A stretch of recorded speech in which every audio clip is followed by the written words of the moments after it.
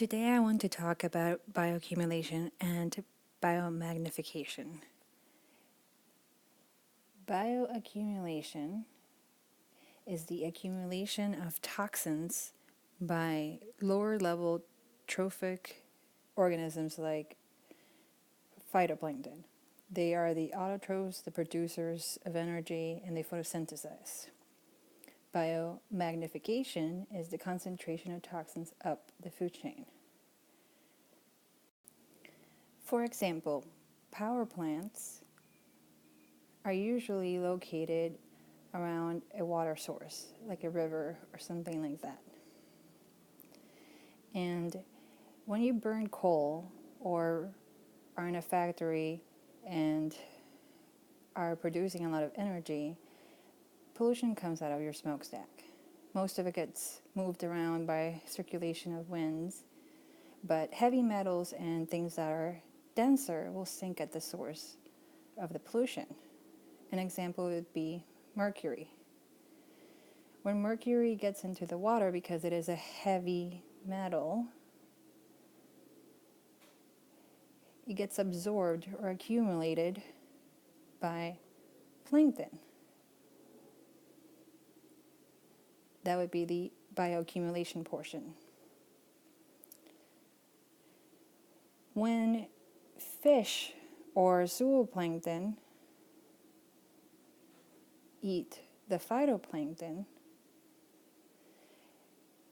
they get about 10% of the biomass and energy being moved up to the next level for the primary consumers or the herbivores that consume the autotrophs. So 10% of the energy gets moved up each level of the food chain.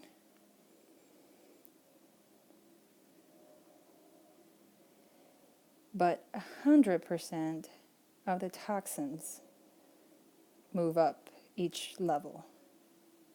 So while the plankton are accumulating the toxins, the zooplankton and the fish that eat it get a higher dose of the toxins because they're concentrating 100% of the toxins and 10% of the biomass and energy.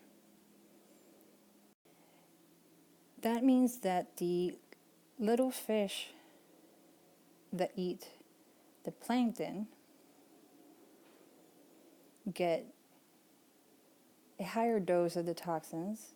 The bigger fish that eat the little fish get an even higher concentration of the toxins, and the top predators like sharks and humans get the highest concentration of toxins.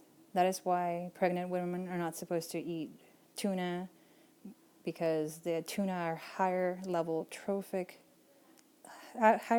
level organisms, top predators that get the highest concentration of toxins. Therefore, it is magnified. Most of these toxins are persistent in the environment. They stay in the environment, they persist, and they're stored in the fat. They're lipophilic. They like fat, so they're stored in the fat of the animal. So simply skinning the fish could save you a lot of trouble. Things like heavy metals and PCBs and DDT, with pesticides and other refrigerant chemicals, things like that, accumulate in the fat and get moved up the food chain in higher doses as you go.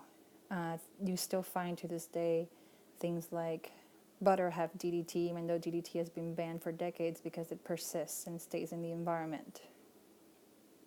And butter is basically fat from milk in cows, so you're eating fat when you eat butter. And that's why that has a huge dose of DDT, if you look at the PowerPoint slides.